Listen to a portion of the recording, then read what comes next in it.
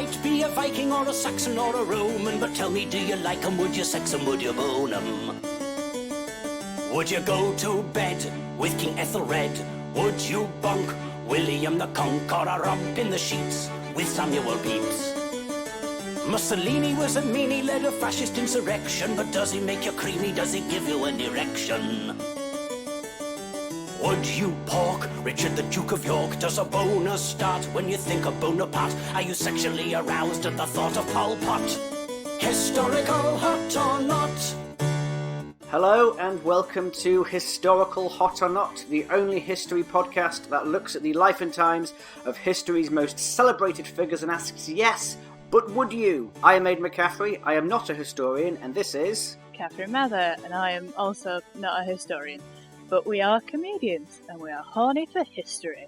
And today, we've got a guest, the first of many, hopefully, Ignacio Lopez. Thanks for having me on. Are you a historian? I'm not a historian. I feel like we're lacking in qualifications, but we're going to make up for it with enthusiasm. Yeah. You better not be slugging off this C I got in A-level history there, Ignacio. I actually wasn't allowed to take A-level history. That's how bad I was at it. So.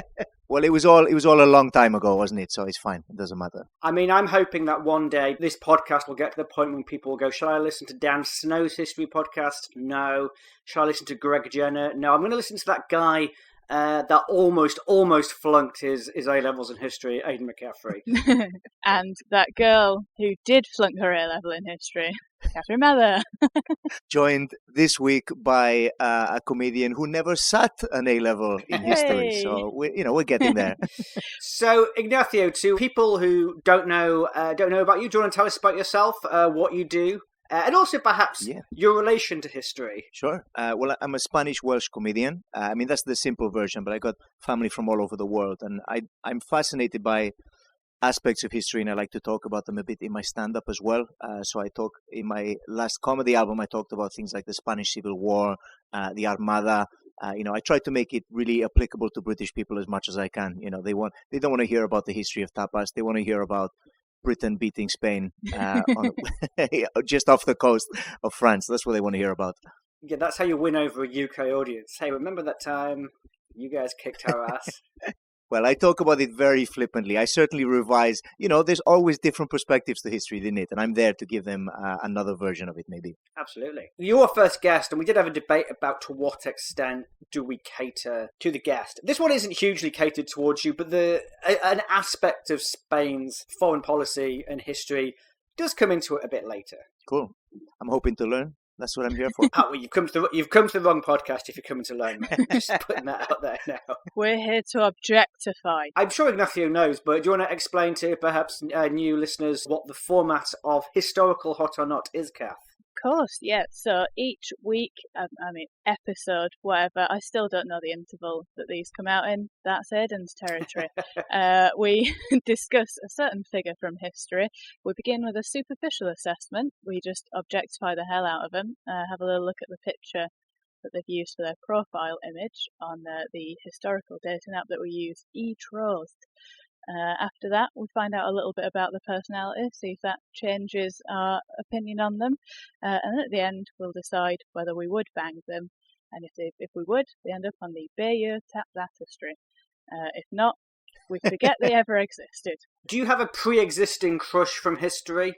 I think classic Hollywood, is probably my era of crushes, both male and female, good looking people done up the right way. That's kind of a bit of classiness to it. That's a very tasteful answer. Mm-hmm. Is that not what we're going for? I can get more filthy as we go along. I'll be honest. We do have our merchandise is a range of condoms with our logo on it, so that's about the class level of this podcast. Well, there was a lot of sexual diseases going around classic era Hollywood, so the Silver Age. So I think condoms would have done them some good. So if we could go back in time, we should distribute condoms amongst the starlets and the stars of Hollywood. But there is a film in like Babylon, the film that just came about the golden era of Hollywood, and then just suddenly a Spanish comedian from the future shows up with just a bag full of Johnnies. It's like, guys, I've got something that's really going to help you out with your lifestyle. Also, think how many Nepo babies will stop. Yeah. Exactly. The Barrymore dynasty is no more. No, yeah, okay. I withdraw my idea because I'm a big fan of The Wedding Singer, and I don't want to ruin that. E.T. I can take it or leave it, but The Wedding Singer is a great movie. Oh wow, you've opened with a controversial opinion there that in the history of cinema you would eject E.T., but The Wedding Singer stays. Adam Sandler shouting at wedding guests, that stays, but the beloved extraterrestrial, get out of my face. I mean, it's just a big rip-off of Mac and Me, isn't it? That's what all E.T. is. That's true. You called it. Kath hasn't seen any films. No. So I'm quite glad to have a guest on who has. They're too long. Films are far too long. I'm the kind of person that could not commit to a 90-minute film, but then will sit through like 3 hours of Ted Lasso.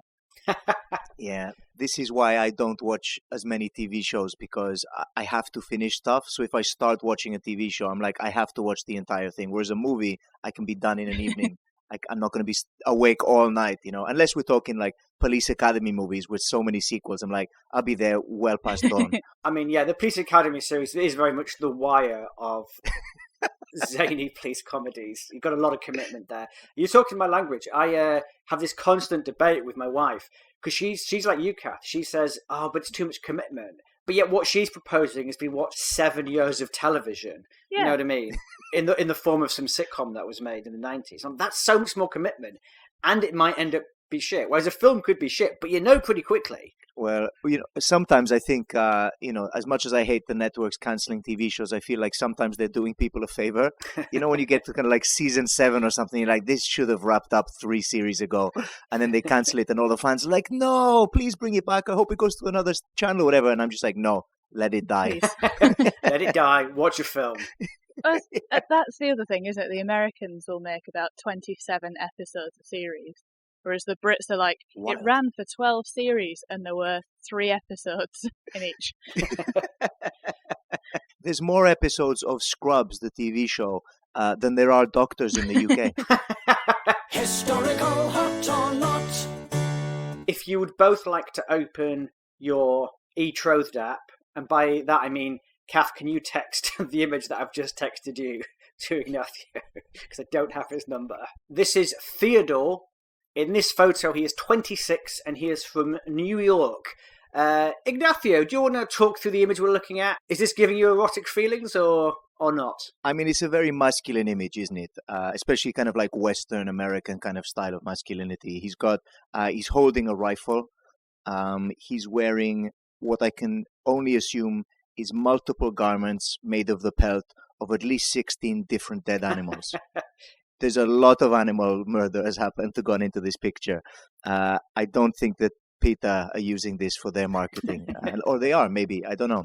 But yeah, he's got a mustache as well, which I'm a big fan of. If the viewers or listeners at home can't tell, I'm Spanish, so I've had a mustache since the age of 6.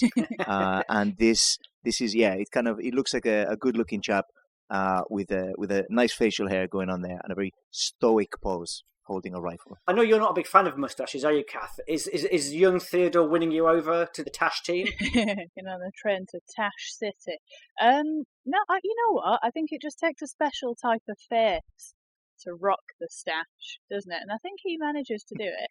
I'm liking the fringing as well that he's wearing on his clothes. It looks like he's going to a Fleetwood Mac concert. Not to shoot them, hopefully. Hopefully it's just to enjoy the music. We'll get into this, because he's obviously an urban man. His parents were quite rich. Oh. He's from the sort of elite suburbia. But he was obsessed with like frontier life, so he would go out there to try and live that life. And he did it successfully, but the cowboys who lived out there did respect that he could do the stuff, but they weren't actually that impressed with him. And I sort of suspect with this look, this is like a Manhattanite's idea of what they would wear. Mm-hmm. And it's a little bit like in Back to the Future 3, when Marty McFly goes back in time to the West and he's wearing like a pink cowboy outfit.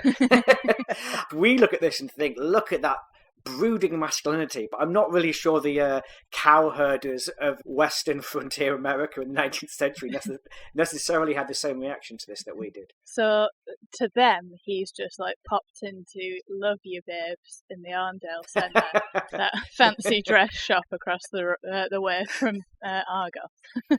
Absolutely, one of those fancy dress packages, and it's just got a model on the front, like doing a cheeky pose in the cowboy outfit. Yeah, sexy cowboy. Maybe that's what he's posing for. Maybe he is like, Smithy's, that brand that make like all of the rubbish fancy dress stuff. Maybe he's like the original model for them. According to Wikipedia, Theodore Roosevelt Jr. was born on October the 27th, 1858, the second of four children to socialite Martha Stewart Bullock and businessman and philanthropist Theodore Roosevelt Sr. Teddy's youth was marked by debilitating asthma. His family were cosmopolitan, taking trips to Europe and Africa while he was a child. It was during a trip to the Alps he realised he could overcome his asthma with strenuous exercise. According to PBS.org, TR, he actually was nicknamed TR, and I'm going to call him that for the sake of brevity.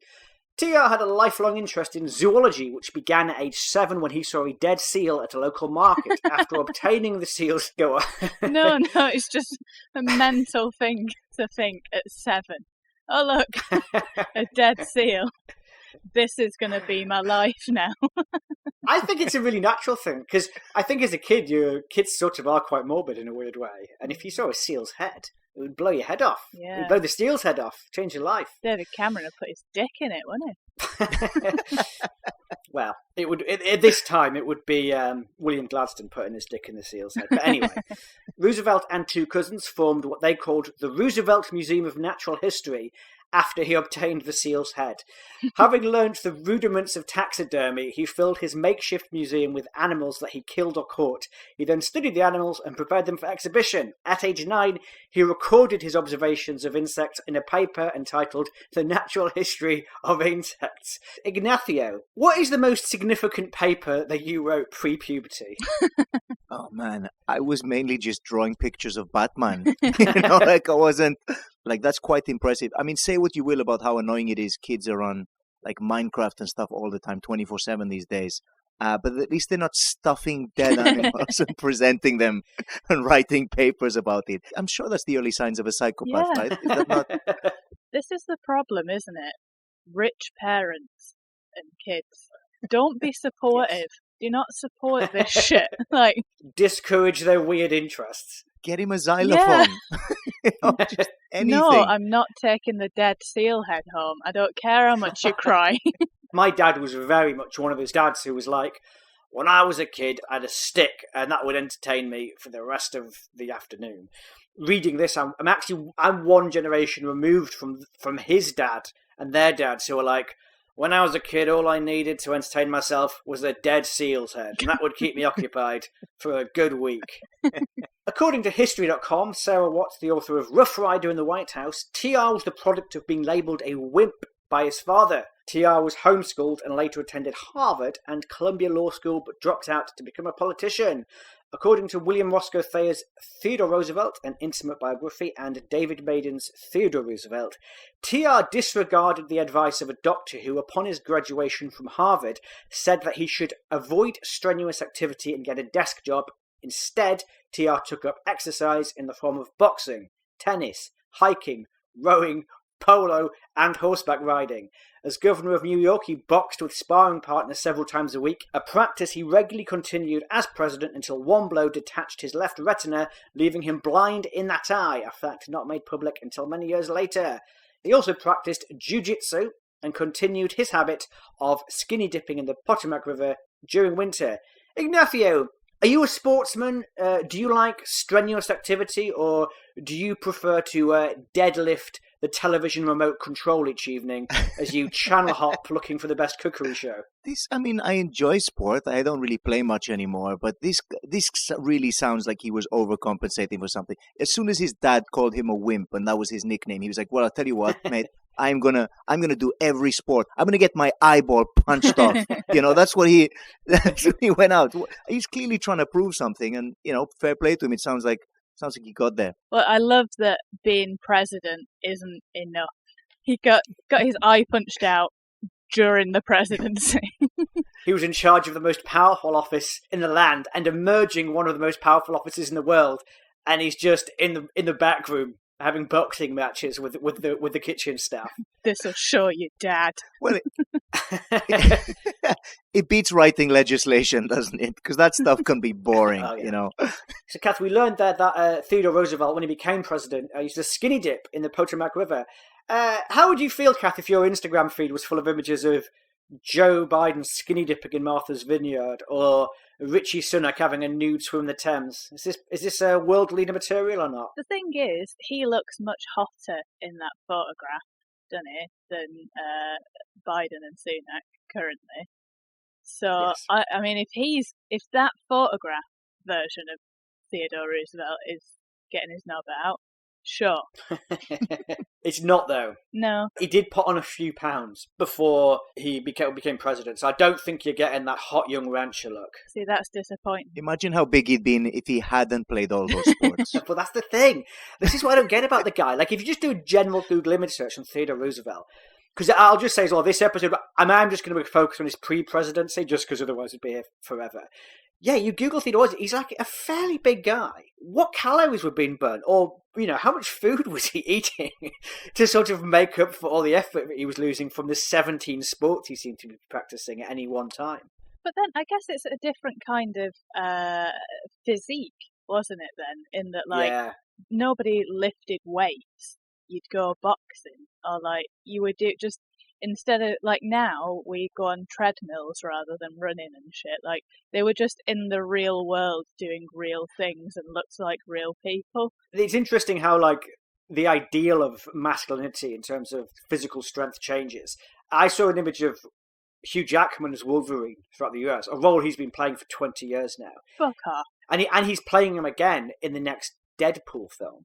In the first X-Men film, Hugh Jackman, he's strong, but in a sort of slightly beefy way. And by the time he gets to X-Men Days of Future Past, it's that really thing where every muscle has been articulated. Every pec is visible, and he's just bulging with veins. And I just think it's interesting how the idea of what a strong man is can sort of change over time. It's quite an interesting example as well, because I think Hugh Jackman's body has done sort of what happened to comic book art as well. So if you look at original comic book art, everyone's just, the drawings were much simpler. You've got some muscles kind of showing and stuff. And when we got into the 90s, the extreme era when, all of these artists like Rob Liefeld and stuff were doing these huge veiny images and stuff over that transformative thing. That's what's happened to Hugh Jackman's body. So if anything, he's following the canon. What do you reckon after the first X-Men film? Some fans complained it's not comic accurate, and they were like, Hugh, you've got to push those veins out. The comic book fans are complaining. According to encyclopedia.com, the late 19th century shift from manual labour and frontier expansionism to professional careers and urban living created a paranoia about what America's next generation of manhood would look like. Roosevelt actively tried to create a new model for masculinity that combined education, physical strength, and rugged individualism, and urged men to copy his model. This is kind of what we're talking about, isn't it? We'll get into this. I am a little bit of a weedy, nerdy man. But when you read about the sort of industrial change that's happening at this time, I can almost see why they're a bit paranoid about it. Oh my God, if men are just going to be in offices at desks, what are they going to look like? This is what they're going to look like. They're going to look like an administrator from South Leeds in the year 2023. And I can see why Roosevelt was paranoid about that. They were right to be worried, weren't they? According to the personal diary of Theodore Roosevelt, he married socialite Alice Hathaway Lee in 1880. Their daughter, Alice Lee Roosevelt, was born in 1884. In the next 48 hours after the birth of the daughter, his mother, Martha, died of typhoid fever, and then the elder Alice, a new mother, died of kidney failure. Oh my God. So Roosevelt lost his mother and the mother of his kid and his wife within 48 hours. But did he stuff them and present them? We've got a new one for the museum, lads. You're never going to have two like this, trust me. At least he got to relax afterwards, though, with that newborn baby. That's not stressful. is it in any way? Young children who've just been born are noted for the serenity they bring into your life. They're not very needy. Having lost his wife and his mum within 48 hours, Roosevelt wrote a large X on his diary and then wrote, "The light has gone out of my life." I don't know about you two. I wouldn't write an X because I think if I came back and read it, I'd struggle to remember why I wrote it. Really? On the day that your mum and wife died and daughter was born? You'd struggle to remember that date, would you, Aidan? I think it's too cryptic. I know what I'm like. As a stand-up, I write notes. The note will say something like, airplane, Q. And I can't remember exactly what the joke is. If I wrote an X, I'd be struggling. You've got to be clear. It's got to say, wife and mum died, too sad to box, hike, row, ride horses, or stuff animals. It's got to be clear. I thought you said he wrote an X, as in he wrote a letter to an ex. He was like, my missus is dead now, so what do you think about rekindling this old romance? Let's take it back. Maybe I have misread it, and maybe that's what he did. According to Henry William Brands' TR, The Last Romantic, following his personal tragedies and a split with his party in the 1884 election, he built a ranch in North Dakota called Elkhorn. He learned to ride Western style, rope and hunt, reorientated, and began writing about frontier life for national magazines. He also wrote and published 3 books: Hunting Trips of a Ranchman, Ranch Life, and The Hunting Trail, and The Wilderness Hunter. I built an online Roosevelt frontiersman title generator online, guys. And it came up with ranching and how to ranch, hunting and ranching, a guide to hunting and ranching, Ranchman Returns, Ranchman Forever, Ranchman and Robin, Ranchman Begins. And the last one was falling off the rancher tree and hitting every ranch on the way down, how to make it really clear that you're really into ranching. Those are the alternative TR book titles that I've came up with. Ignacio, are you outdoorsy? Do you camp? Do you hike? Are you at home in the mountains and lakes, or is the concrete jungle your preferred stomping ground? Yeah, I mean, I grew up on an island. I like the beach, but I wouldn't describe myself as an outdoor person at all. Like, I like to be out in the sun and stuff, but I very much like the home comforts that a city or some kind of infrastructure could bring. Camping is just, why I don't understand why anyone would choose to do that. There's no electricity, there's no microphones. I couldn't do my job properly. That's what I need. I need to have that kind of access. I do want to point out as well, I also read, actually, coming back to it, Theodore Roosevelt's cookbook, which was called Dousing Everything in Ranch Sauce. I'm one of those people who, when I read about people like Roosevelt, or in fact watch, say, any kind of survivor kind of show like Ray Mears in the Wild, immediately thinks, yes, I'm an outdoorsman, I could do that. And then manifest itself by me immediately Googling motorhome.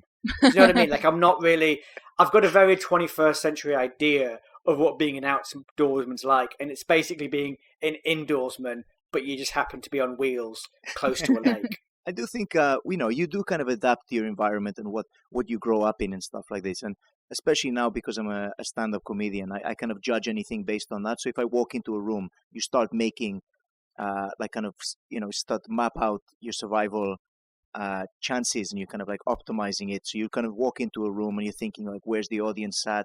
What's the sound like? What's the environment? This kind of stuff. So like going outdoors, doing an outdoors thing, you go out there, you go, oh, this gig's gonna be shit. Like look at the size of this ceiling. It goes all the way up to the sky. It wouldn't be a fun gig at all. I'm not letting you count doing a gig at Birmingham Glee as being an outdoorsman, Ignacio. Sorry, I'm not counting.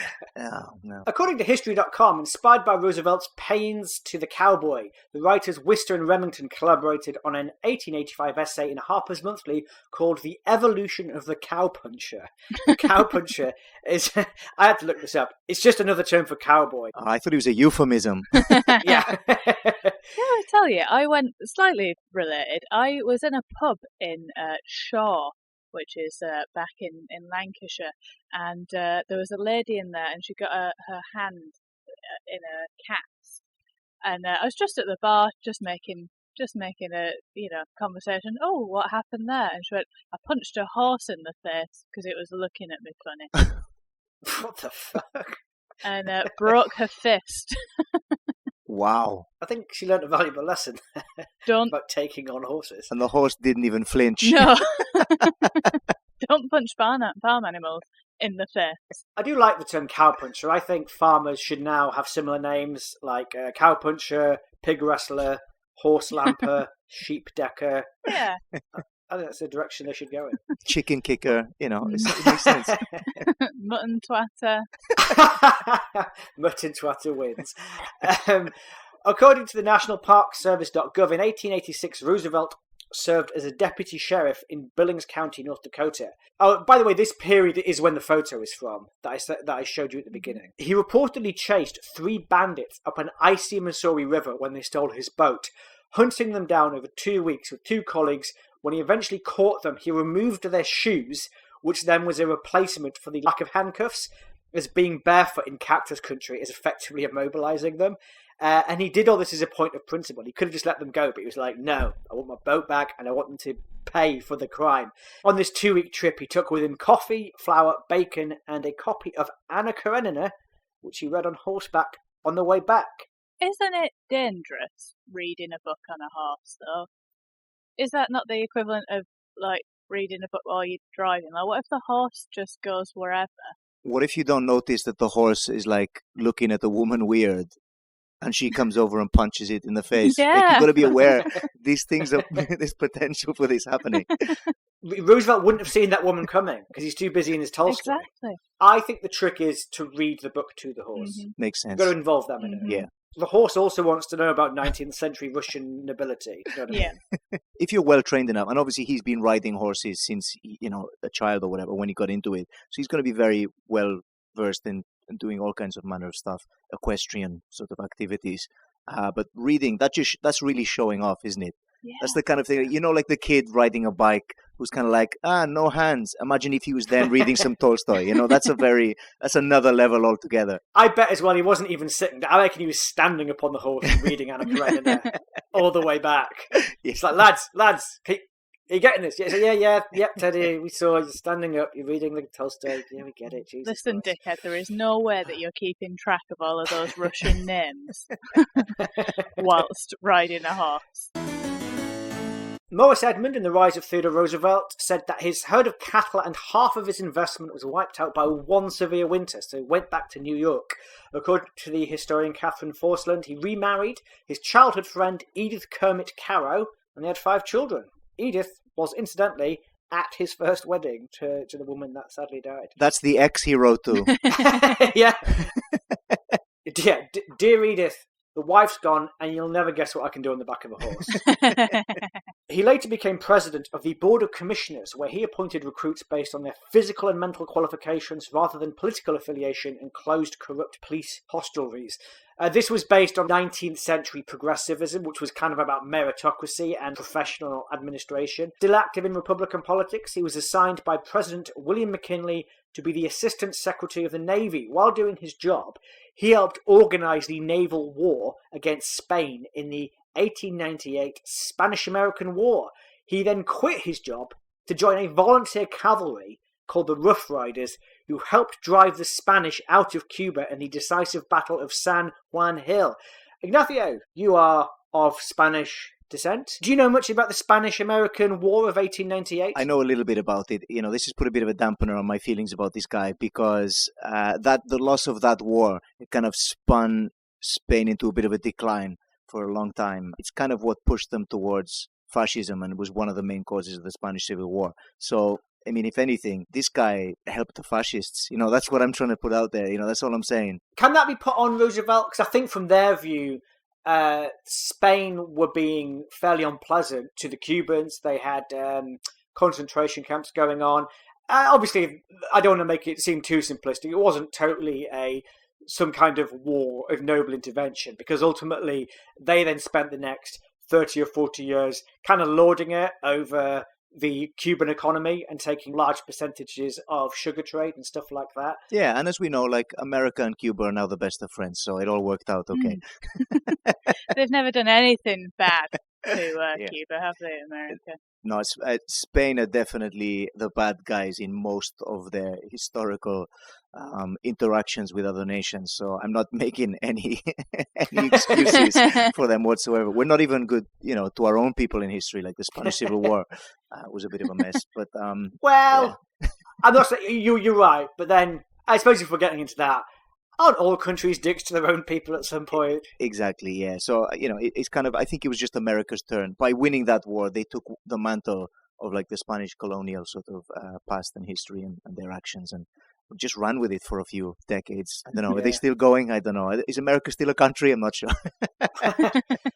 I am going to give you 10 history points because you're right. It was the sort of start of Spanish decline. I think it'd sort of been building up for a while. We lost a lot of territories, like, places they'd colonized before and treated very badly, obviously. But things like, losing parts of South America and, the Caribbean islands, some of them, and, just all of these different places and places where we did terrible things. And it was the real point where they lost their wealth from abroad and the stuff that they were pillaging. So that was a point where, as a national identity, Spain really started to question, like, what even are we if we're not the biggest bad guys in the world anymore? We had to try and figure out who they were. Who then became the biggest bad guys in the world? I think the Brits were very much like, Spain, hold my drink. They were like, hold my tea. No, don't give it to America. They're going to chuck it in the water again, for goodness sakes. Yeah, hold my Darjeeling tea. We've got a good half century of being absolute assholes left in us. We got this. According to History.com, Mark Twain said, of TR, Roosevelt is clearly insane and insanest upon war and its supreme glories. I think he is a bit insane. Roosevelt, he quit his job as the Assistant Secretary of the Navy to go and join this volunteer cavalry. They had to send the volunteer cavalry because the American military was actually quite badly organised at this time. Maybe this is the wrong thing to say in front of you, Ignacio. I've sort of always had a perverse admiration for the fact that he went and fought it. Because politicians don't do that. We're at war now. Imagine if the UK Foreign Secretary, James Cleverly, quit his job to go and fight in Ukraine. I'm not saying he should, but I do sort of feel like there's a certain courage to TR going, I think we should be at war with Spain, and then once we are at war with Spain, I'm going to go to Cuba and actually fight them myself. I'm going to get involved. He did it as well whilst reading Tolstoy as well, which really stuck the boot in to do it all. He'd finished Karenina by that point, and he'd moved on to, ironically, War and Peace. Very much only interested in the first half of that book. The battle they won, so this is the Battle of San Juan Hill. It wasn't actually that hard a battle. The Rough Riders vastly outnumbered the foe, but Roosevelt did put himself in crossfire.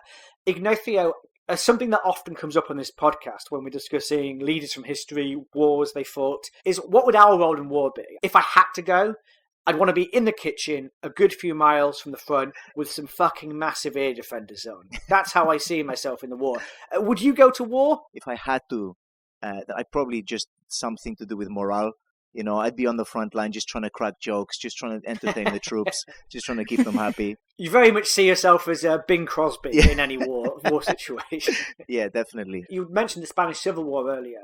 That is an interesting war because it fired up political partisans all around the world, didn't it? And you had people from England going to fight in it because they viewed it as this great battle. If I'm correct me if I'm wrong, between socialism and fascism. Orwell. Yeah, Orwell went, didn't he? You wrote a book about it. Was it an ode to Catalonia, wasn't it? I believe so. Do you reckon you would have gone, or would you have fought in it, or what? I think so. I mean, I think it's important to stand up for what you believe in. I don't think I'd lend much in terms of skills in a kind of military kind of way, but anything I could do to help. I could, design anti-fascist posters. I got a bit of an artistic kind of flair to me. I could maybe do some of that. I do like the idea of you just showing up in the Spanish Civil War and being like, don't know if you guys have had a Photoshop, but this old guy, bit of a dab hand. So if you want some anti-fascist posters creating, just let me know. I'll just be sitting over here with my MacBook. Don't worry, guys. I got us all T-shirts printed. Guys, I got my guitar. I don't know if you've heard of the Manic Street Preachers, but they wrote a song about this very war that's taking place. Historical hot or not? According to History.com, the Rough Riders were the physical manifestation of Roosevelt's new masculine ideal, a mix of hardened frontier riflemen, skilled horsemen and Texas Rangers, plus elite athletes from Eastern colleges, including championship quarterbacks and steeplechase riders. Basically, The Winklevoss twins from The Social Network must be so glad they weren't born 100 years earlier. They're just getting into fights over who created Facebook. If they'd have been born 100 years later, Roosevelt would have been like, "You two stop England lads, come with me. We're going to Havana." Can you ride a horse? Well, on that subject, Ignacio, what is the most essential tool to qualify as a cavalryman? Is it horse riding? Yes, it's horse riding. Yeah. According to Wikipedia, the Rough Riders under Colonel Leonard Wood became known as Wood's Weary Walkers, as despite being cavalry, they ended up fighting in Cuba as infantry because their horses were not sent there with them. What the fuck? Well, how would they? Very stressful trying to get a horse on a boat. No, what they should have done was they should have done it like in World War II, just parachute the horses in, send the riders in on a boat, so when they get there, the horses are just waiting for them, confused under the tarpaulin of the parachute. I don't know how good my history is, but like, were there aircrafts back then that could like airdrop horses into an enemy battle? As we've said, we're comedians, not historians. Yeah, catapult. That's an old thing, right? They could have just catapulted horses. Yeah. We do expect the listeners to do a little bit of their own homework after the episode. Ignacio, we're talking a lot about masculinity and Theodore Roosevelt, partly out of something to prove, but then also because he does become this national figure, this global figure. He's trying to manufacture a new ideal of masculinity. Where do you stand on masculinity? Are you comfortable in a rugby crowd, or do you prefer the serene calm of a Jane Austen book club? Or am I being too heteronormative even by asking this question? What do you think? I think you are, and you need to check yourself. No, I think masculinity for me is being, comfortable in who you are. And this guy, it sounds like he's trying to prove something to his dead dad. Who called him a wimp. Absolutely. Kath, what level of masculinity is the right level of masculinity for you as a hetero cock hunter? Thank you for using my preferred title. In the Goldilocks man scale, which protein shake porridge is just right? See, I've got a bit of stand-up about this. I don't like the whole muscular person. I just think I want someone that I could overpower, if it went wrong. Not overpower, but at least be evenly matched. I don't want someone that is just muscles and has the personality of that grey outline of a person that's your Facebook profile picture before you put a picture of you up. I'm into dudes, so I like a certain amount of masculinity, but also it is kind of tiresome, isn't it, when you get the gym bros that won't wipe their own arsehole because it's too close to being gay. Or you're just like, Jesus Christ, just have a cry, hug your dad. What are you trying to prove? It's boring. I've always described myself as hyper-masculine. I will pick food out of my teeth on public transport with a bare knife. I like to sing aggressive football chants during 2-minute silences. I have memorised the price of diesel at every petrol station with a 10-mile radius. Yeah. And if anyone criticises me, I will whine about it on my Freedom of Speech podcast, which I call Woke Me Up Before You Go Go.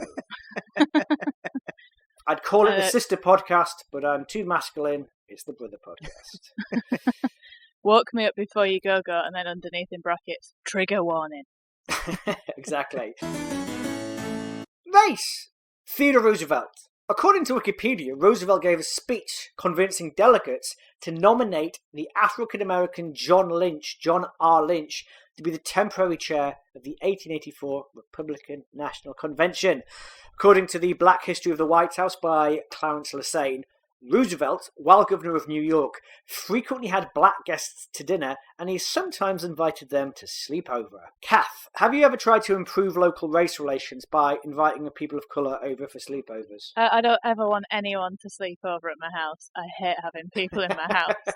I don't understand why people have house parties. I had one once, and I just wanted everyone to go home, and they stayed for hours. And that's my favourite thing about a party. I can go home whenever I want. And if you're having it at your house, if you've got guests at your house, they'll never go home. You can't leave. They're just there. So no. But it's not. I wouldn't invite people over, but it's nothing to do with race and everything to do with the fact that I hate having people in the house.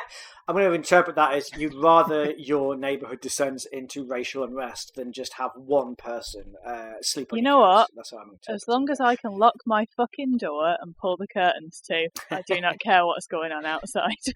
Ignacio, have you ever tried to improve local race relations by inviting people of colour over for sleepovers? I haven't, but strangely, I've got so my granddad, who was Irish and lived in South Wales, married a Welsh lady, my grandmother. He used to just go out, and he was such a, wanted to kind of be welcoming and nice to people. He'd bring people around after going out drinking, like all the time, and like, he'd bring them back and sort of like get my grandmother, to sort of make food for them and stuff, and they'd all like hang out and everything. And once my mother was telling me that he used to just, on the way driving back from wherever he's doing, maybe work or something like that, if he spotted someone like just in a kind of bit of a situation, like if the car had broken down, anything like this, or travelers, he'd try and help them out. He'd take them home, feed them, that sort of thing. And there was a couple of guys once, two guys visiting the UK from Nigeria, and he took them home. And my grandmother just got really sick of him like bringing people back all the time, because he'd get them up and he'd be like, "Oh, can you cook some food for my new friends from Nigeria?" and all this kind of stuff. And it got to the point where my grandmother just started like locking the door, so he couldn't even get in when he was getting back home from going to the pub. And I think that's where the sign originates: no blacks, no Irish, no dogs. I think that's where my grandmother put that sign up. And that grandmother's name was Catherine Mather. According to History.com, TR himself said, "The only wise and honourable and Christian thing to do is to treat each black man and each white man strictly on his own merits as a man, giving him no more and no less than he shows himself worthy to have." We're not covering his presidency. Maybe we can cover it in a future episode or something. It's not like fully straightforward, his views on race. He's all about meritocracy, and he's all about rugged individualism and people sort of making their own way. And in that sense, he is a bit of a classic, like, small c conservative. Although he is fairly progressive racially, when he becomes president, he doesn't really do that much to improve the lot of black people. In a way, he doesn't really do that much to improve the lot of anyone in terms of welfare, because he's not small government necessarily. He actually does some very impressive things as president. Like, he's really into trust busting, which is breaking up monopolies. And he protects like swathes and swathes of countryside as national parks, more than anyone had done up to that point as president. So he's quite into being active as government. But that idea we have of modern progressivism and what that means politically, in terms of you help demographics break free from whatever is holding them back, that's not in his head. So he basically thinks, yep, black and white people can be equal, but he doesn't really do fuck all to do it. So make of that what you will. Kath. It's 1899. Mm-hmm. The new century is about to kick in, and a young 41-year-old war hero called Theodore Roosevelt wants you. Do you bang him? Based on everything you've heard up to this point, we won't count this presidency because it's not happened yet. Do you bang this weird man who has a lot to prove? What do you say? It's difficult, isn't it? Because if just on the picture, hell yeah. Very handsome. Yeah, very handsome. But he sounds fucking tiresome, doesn't it? And It really does. if I had any luck, I'd be like his first wife and I get to check out early. But I fear I'd be like his second one and he'd be 5 kids deep thinking, God, I wish he'd shut up. I wish he'd just ride into the frontier and never come back. I think I'd shag him, yeah, but I wouldn't want to spend time with him. You know when you go on a date with someone who's hot and they're trying to tell you about themselves and you're like, no, shh, no, I don't want to know about you because then you'll turn me off. Kath, you're introducing an odd distinction I don't think we've introduced before. This isn't shag, marry, avoid. You are saying he's hot, right? You would bang him, you just wouldn't. It'd be a cheeky bang and go. One and done. Yeah, exactly. Ignacio, I actually don't know what your sexual orientation is. Well, I try to keep an open mind. I'm broadly, I'm straight, but I try to think about things, I've got man crushes and stuff. He's a very good looking guy in this image. He looks very striking. Very masculine, like you think. He's definitely, shaken off the nickname his dad gave him, I think, with everything he's done. Would I bang him? No, because I think I would genuinely fear for my own safety. The guy sounds certifiably insane. I think Mark Twain's assessment of him was very accurate, and I don't know how this guy would feel about having a romantic situation with a Spaniard. So I wouldn't even want to. I wouldn't even want to get into that scenario. As progressive as he was on certain race things, I think he's probably got, a bit of a splinter in his side about the Spaniards, maybe. So I'm gonna tap out on that one. I'm not gonna get involved. You just have to put an accent on the whole time. I kind of went into this thinking that I would definitely bang him because he is one of my favourite people from history. Not because I necessarily agree with everything he did, but he's just such a fucking mental character. And I like the fact that he does seem to have the courage of his convictions, if not too much the courage of his convictions. I actually do think I'm going to say no, though. I sort of talked myself out of this in the process of writing this episode. And the reason I'm saying no is I don't know what a 19th century masculine view of sex would be. Mm. Like, I think a modern masculine view of sex is like aggressive, inelegant pumping with some choking thrown in whether she wants it or not.